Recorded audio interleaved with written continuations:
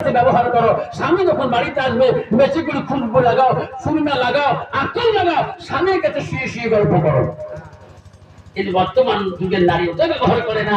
আল্লাহ, স্বামী কাপড় গন্ধ পায়, খাওয়া কাপড় বাড়িতে নিয়ে বেড়ায়, চেতনা কাপড় নিয়ে বেড়ায়, যেই করে বাজার ঘাটে যায় হাই কাপড় নিয়েছে, ব্রেন কাম করে না, রাস্তা দিয়ে যায় হাল্লা হাতে আমেরিকার হাত নেই, কাশে তো অস্ট্রেলিয়ার কাশ। তুই মৌলানা হ, মৌলবি হ, হাফেজ হ, কারি হ, রাস্তা দিয়ে গেলে একদম নারী আলো পথ ছাড়ি দেয় না। গালা হাসা দিলে তো বুঝাতে এই মল্লা মৌলবি জন্য বুঝুই কষ এর জন্য উনি এবারে বাইরে যখন শুনতে বুঝি বাবা মা বলে না হযরত আলী বলল ফাতেমা রে তুমি যদি মারা যাও ও স্বামী গো আমি মারা গেলে রাতারাতি জানাজায় শেষ করে দিবে। হযরত ফাতেমা তো দুহিরা রাত্রিকালে যাওয়া কাল হয়ে গেল। হযরত আলীর সাথে হযরত আবু যর গফফারিকে ডাক মারল, চাচা গো ও চাচা তোমার বউর কবরটা রেডি করো। হযরত আবু যর গফফারি ফাতেমা কবরটা করার জন্য চলে গেলেন। কবর সুন্দর করে ফাতেমা বানাইলেন। আবু যর গফফারি কবরের পাশে আবু যর দাঁড়িয়ে দাঁড়িয়ে বলে, এ কবর তুমি জানো কি আজকে এখানে কে থাকবে? এখানে থাকবে রহমাতুল আলামিন আদরের কলিজার মুনি এ কবর ফাতেমা তো জহিরা। ফাতেমার সাথে বিয়া দিবি করিস না রে কবর। আমার আবু যর বলে, ও কবর এখানে কি থাকবে জানা না? এখানে থাকবে আসাদুল্লাহ গালিব শের আলী হযরত আলী মোহাব্বতের বিবি রে, তার সাথে বিয়া দিবি করিস না। আবার বলল, ও কবর জানো না এখানে থাকবে হাসান হোসেন কলিজার টুকরা মা, তার মার সাথে বিয়া দিবি করিস না।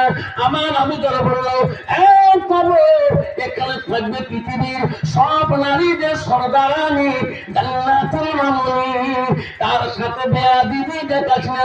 সঙ্গে সঙ্গে গাইবিতে কবর আওয়াজ দিয়েছিল, এ আবু যর তুমি শোনো আমি কবর কি বলছি।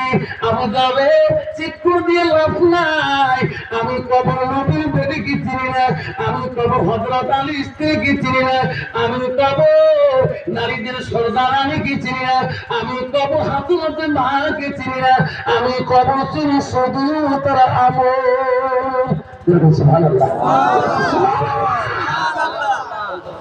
আমার মতো মানুষ যদি কবরে যায় এই মন কিলো গাছি বলে মানলাম না, তাহলে আমার বাপ প্রেসিডেন্ট আছে শুনবে মানতে না আমার বাপ জিবি প্রেসিডেন্ট থাক। মা বোনেরা যদি তোমাকে বলে মান্নাবি মোর বাপ জেলা পরিষদ আছেন, শুনবে শুনবে না শুনবে না। কবরের মধ্যে পরিচয় দিলে হবে না, কবরে পরিচয় দিতে হবে মা তোমার আমলিয়ে জিন্দি। আবু তার স্ত্রী আমলিয়ে জিন্দিগি ছিল নিজের সন্তানকে ঢাকি রাখি ওই স্বামীর খেদমতের জন্য ইন্তজার হয়ে ফজর নামাজ পড়। কখন আমার স্বামী আসবে বাড়ি রে, আমার স্বামী ডাক দেওয়ার সাথে আমি স্বামী হক আদায় করবো। বাড়ির মুখে 3 দিনের সফর শেষ হয়ে গেল, বাড়ির সামনে এসে গেল, আসিয়া ডাকতেছে, ও উবাইদার মা দরজা খুলে দাও, দরজা খুলে দাও। কি অবস্থা হলো? উবাইদা তো দুনিয়াতে নাই, উবাইদা দুনিয়া নাই। আবু তালেব স্ত্রী চোখের পানি কলিজার চোখে পড়তেছে, আল্লাহ আমাদের এই চোখের পানি দেখে আমার সামনে আমাকে প্রশ্ন করতে পারে কান্দো কেন? ধরা পড়ে যাব আমি, তাহলে সন্তানের মৃত্যুর খবর আগে জানি পাবে রে। আমার স্বামী আমার খেদমত নিবে না। আমি যদি মনটা মলিন করি স্বামীর কাছে যাই তবু ধরা পড়ে যাব তোর মন কেন মলিন। স্বামীর কাছে কি হালে যাবে? ও মা বোনেরা, ফেকা মারি মা বোনেরা, নিজের সন্তান ঘরের মধ্যে ঢাকি রাখি কত বড় সবর কানে মারা আমার নারী গো মা। আবু তার স্ত্রী ভাবে আল্লাহ কিতাবে আছে ওই সময় আবু তার স্ত্রী আল্লাহকে বলতে আল্লাহ সাহায্য দাও সুবহানাল্লাহ আল্লাহ তুমি সাহায্য দাও আল্লাহ আমাকে বুদ্ধি দাও আল্লাহ আমি কেমন করে স্বামীর কাছে দাঁড়াবো স্বামী যাতে জানতে পারে না আমার সন্তান মারা গেছে আমার মতো নারী যদি কালে ভালো আমি স্বামী জানি সব মারা যা কজনের মধ্যে ছেলে বেঠে বাবা কত যে গাড়ি পারবি গোষ্ঠী ছাড়া করে দিবে আবু তালা স্ত্রী আস্তে আস্তে স্বামীর দরজা খুলে রাখতেছে স্বামী রাখছে দরজার কাছে চোখের পানি রাখা যাবে না মন মলিন করা যাবে না কিভাবে যেতে হবে তার মাঠে কত বড় পাষাণ আল্লাহ কত বড় পাষাণ দিয়ে রাখছে এমন ভাবে যাবো যাতে আমার স্বামী বুঝতে পারে না আমার কলিজের মনি দুনিয়াতে না স্বামী ডাক দিল বাইদার মা আমি তোমার স্বামী আবু তালহা আছি গো দরজাটা খুলি দাও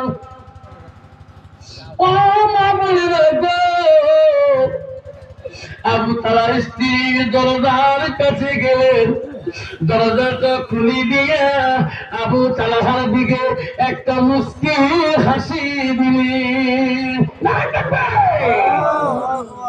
এমন মুস্কি হাসি দিলেন আবু তালহাকে নিয়ে ঘরের মধ্যে প্রবেশ করলেন বিছানাতে বসাইলেন মুস্কি হাসিতে আদরে আবু তালহা বুঝতে পারেন